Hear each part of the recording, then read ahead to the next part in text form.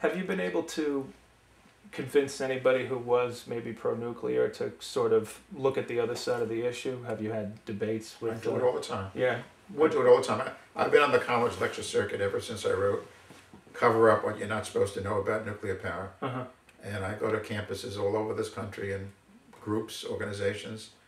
Actually, what often does it is I have slides, now it's PowerPoint, pages of the Crack 2 report. Crack 2 was Calculation Reactor Accident Consequences 2. It was done by the Nuclear Regulatory Commission and Sandia National Laboratories.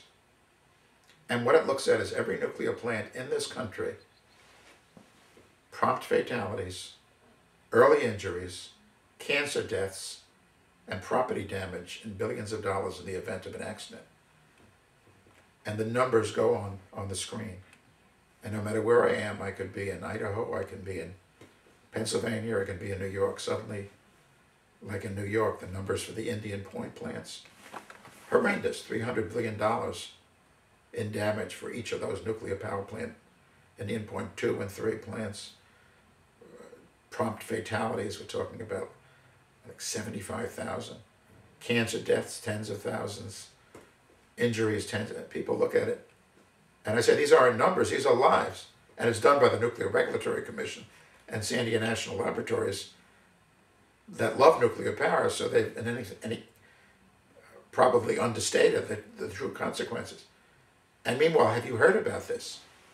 You know, are you aware that your government has done an analysis of the death toll and the property damages and the cancer toll of a nuclear plant accident at your local nuclear plant? And the people look up and they no one knows. And, you know, then suddenly they think about this issue, this technology, and realize how admittedly dangerous it is. And then I speak to them about the alternatives, that there's no need for this terrible risk. I mean, I'll say if I'm in Idaho, I'm going to have to take an airplane back to New York tomorrow morning. That's a risk. This risk of nuclear technology need not be taken. And no, I find that, and I get letters, these days I get emails of people who say, thank you so much. We didn't know, we weren't told. And that's, as a journalist, I find to be horrendous.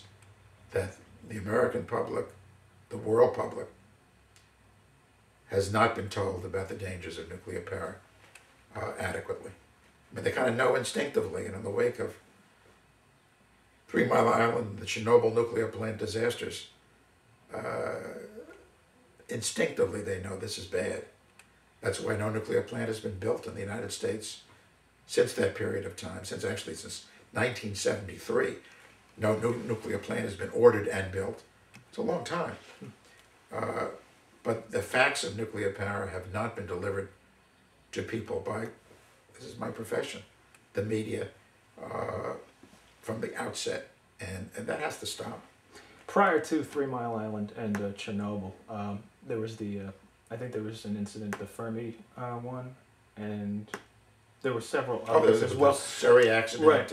How were those similar or different from 3 Mile Island or Chernobyl? Where did they vary? Where did they? Well, maybe I should talk about accidents now. Okay. The 2 most serious accidents that can occur in a nuclear plant. Mm-hmm. One is what the Crack 2 report is about.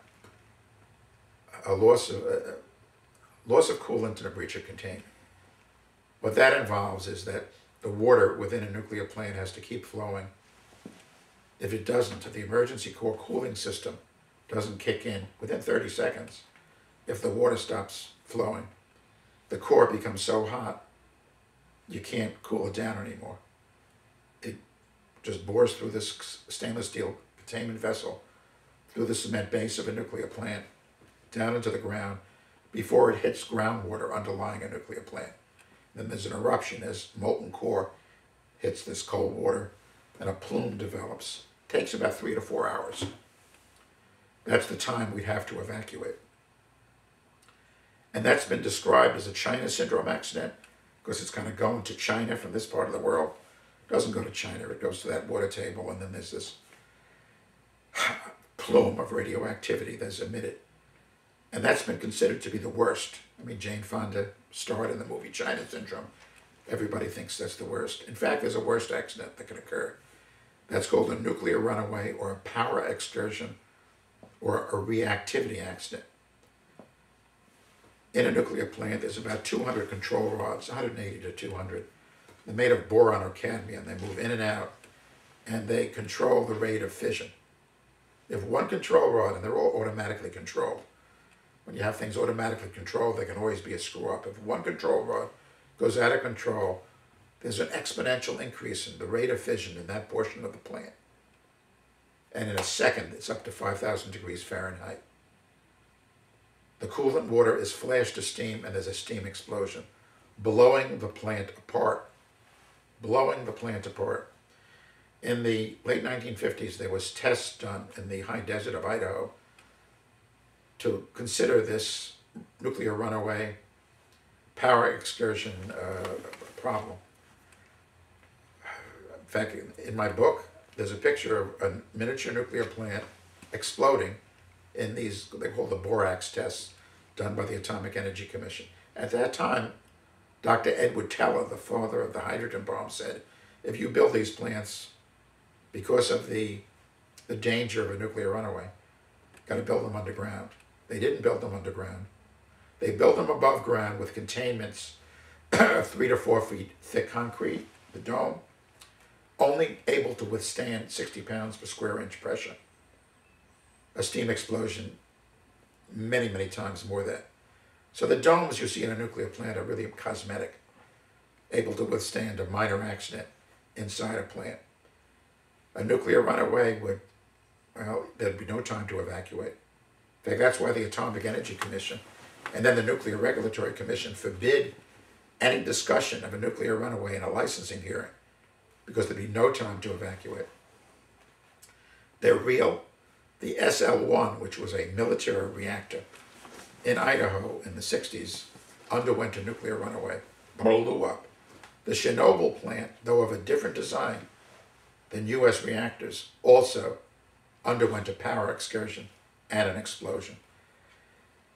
That's the worst that can happen, those two accidents. We're going to face those if we pursue the nuclear power path.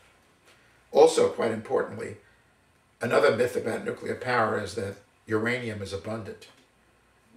It's one of these arguments, oil is running out, we've got to go to uranium, it's abundant. Yeah, uranium-238 is abundant. That's not fissile, that won't split. Only uranium-235 will fission or split. As I mentioned, only high-grade ore contains sufficient uranium-235 to work with. That is then enriched in an enrichment plant. And they up the U-235 level from 0.7% in nature generally to 3%. The amount of high-grade ore, uranium ore, few decades, 4 decades, 5 decades.